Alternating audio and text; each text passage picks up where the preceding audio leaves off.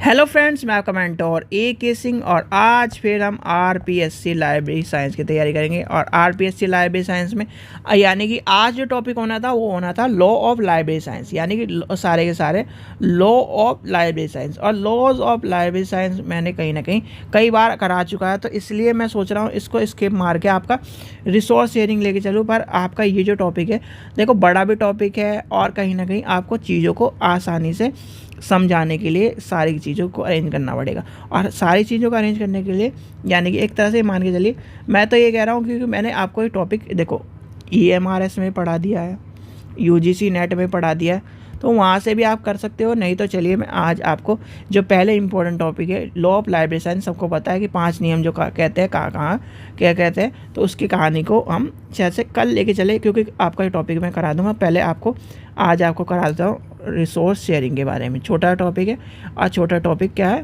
जल्दी ख़त्म करके, और कहीं ना कहीं रिसोर्स शेयरिंग एंड नेटवर्क जो आते हैं वो काम के हैं और कहीं ना कहीं आपके आना ही आना है। यानी कि ये जो टॉपिक चल रहे हैं, ये वाला जो लॉ ऑफ लाइब्रेरी साइंस है, इससे तो क्वेश्चन आने ही आने, 2 से 3 क्वेश्चन मिलने हैं, कम से कम 5 क्वेश्चन मिलने हैं 5 पॉइंटों से।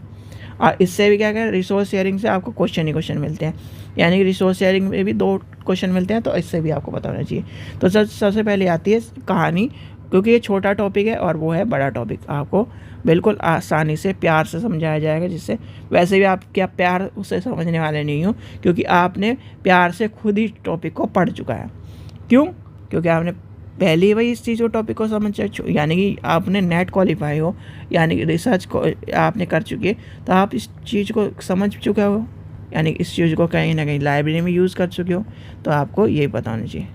चलिए आगे चलते। सबसे पहले क्या है library resource sharing. Library resource sharing से क्या तात्पर्य है, यानी कि लाइब्रेरी के रिसोर्स शेयरिंग से अगर हम लेके चलें तो लाइब्रेरी रिसोर्स शेयरिंग होता क्या है, कॉन्सेप्ट क्या है लाइब्रेरी रिसोर्स शेयरिंग का।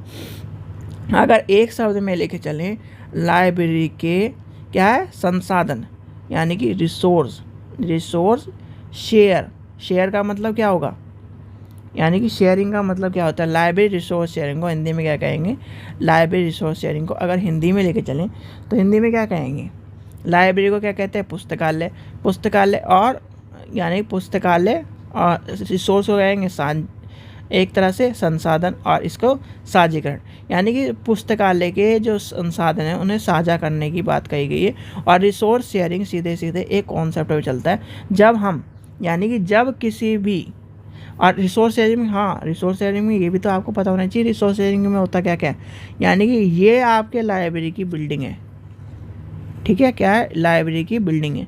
और लाइब्रेरी की बिल्डिंग में एक पेन से लेकर, ये आपका पेन है, से लेकर और आपकी क्या है आपकी अलमारी तक यानी कि अलमारी तक क्या होता है लाइब्रेरी के रिसोर्स शेयरिंग में कॉन्सेप्ट में आता है।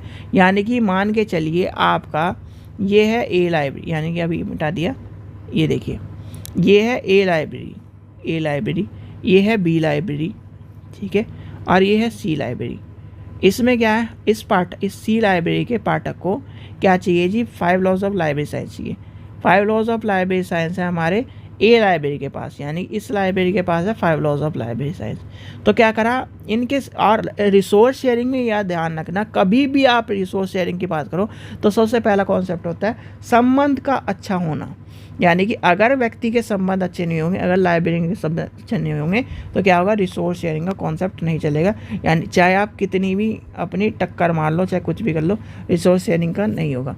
क्यों नहीं होगा, क्यों, देखो लाइब्रेरी की जो लाइब्रेरी होता है उसके हाथ में सब कुछ रहता है। इसके प्रिंसिपल ने, ए लाइब्रेरी के प्रिंसिपल ने ये कह दिया कि सी लाइब्रेरी को ये किताबें चाहिए और कोई या पूरे लाइब्रेरी का कुछ पार्ट चाहिए, तो क्या है रिसोर्स शेयरिंग के तौर पर उसने कह दिया, प्रिंसिपल ने तो हाँ भी भर दी, यानी इसके प्रिंसिपल ने इससे रिक्वेस्ट करी और इसके प्रिंसिपल ने इसी को क्या कर दिया, हाँ भी भर दी। अब लाइब्रेरी के पास बात हुई, लाइब्रेरी वाला यानी ए लाइब्रेरी और बी लाइब्रेरी की लड़ाई चल रही है, चीड़ा पड़ा है या फिर कुछ भी है, तो क्या कर दिया जी सर क्या नाम ये चीज़ नहीं है, वहाँ पर कई बार इस तरह का हो चुका है, बच्चे किताब चोरी कर ले जाते हैं, ये कर देते हैं, वो कर देते हैं, वो 10 कहानी बना के क्या कर देगा रिसोर्स शेयरिंग को कैंसिल करवा देगा। अब कौन से कैंसिल करा दिया तो प्रिंसिपल क्या कहेगा सर क्या नाम हमारे पास सफिशेंट क्या नाम ये मटेरियल नहीं है शेयरिंग के लिए, तो आप किसी और से पता कर लीजिए। हो गया कैंसिल। यानी कि रिसोर्स शेयरिंग में भी संबंधों का स्थापित होना अच्छा है। जैसे कि आपका मान के चलिए आपका पड़ोसी है, आपका पड़ोसी अगर आपसे क्या है, आप उसके संबंध अच्छे हैं तो वो क्या है आपको अगर कुछ भी हो जाए तो उठा के लेके चले जाएगा। जैसे कि मान के चले आपको कुछ भी चोट वोट लग गई तो क्या है एकदम अपनी बाइक पे उठा के हॉस्पिटल ले जाएगा। अगर अच्छे संबंध नहीं है तो कहेगा मरंदे जहाँ मर रहा है। इस तरह की टर्म्स निकलती कि नहीं निकलती। तो वही क्या है रिसोर्स शेयरिंग में भी है।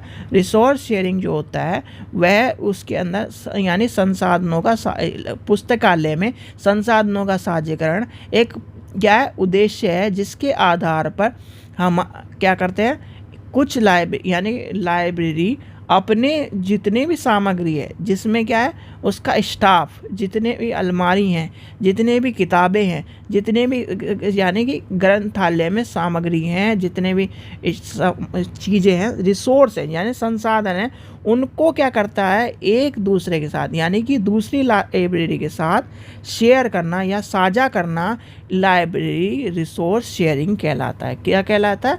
रिसोर्स शेयरिंग कहलाता है। क्या कहलाता है? Resource sharing.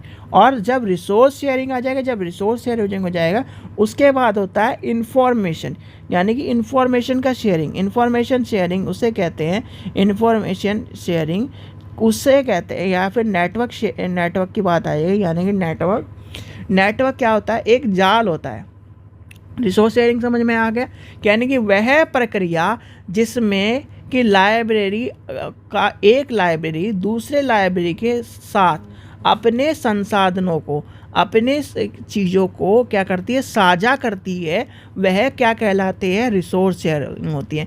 और फिर आती है नेटवर्किंग। यानी कि नेटवर्किंग क्या होता है? नेटवर्किंग क्या होता है? एक जाल है। यानी कि ये क्या है? ये क्या है? मेन हब है।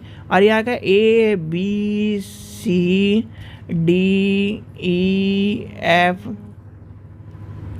तो नेटवर्क क्या होता है? नेटवर्क क्या है? एक जाल है जिसकी बदौलत हम क्या है इंटरकनेक्टेड रहते हैं। यानी कि ये क्या है? आपकी लाइब्रेरी है।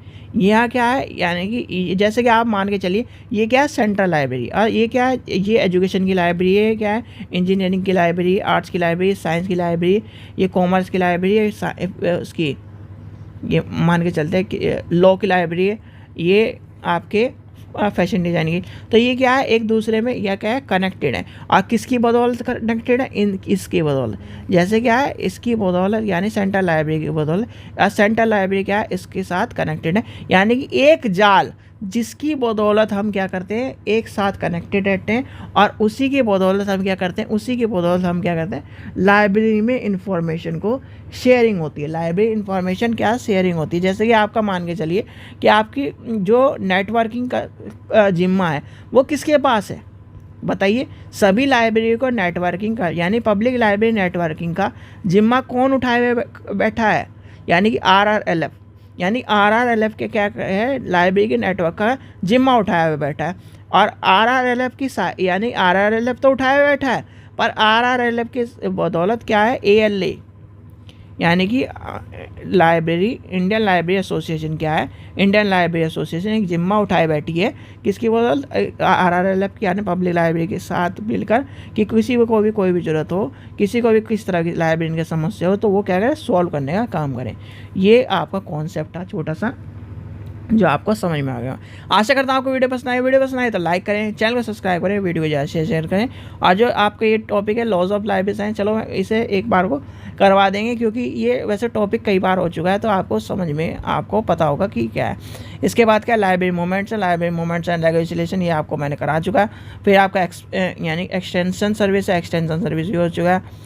चलिए कुछ नहीं, कोई भी नहीं, वैसे तो करना है आपको, दोबारा मैं करा दूँगा। चलिए, थैंक यू।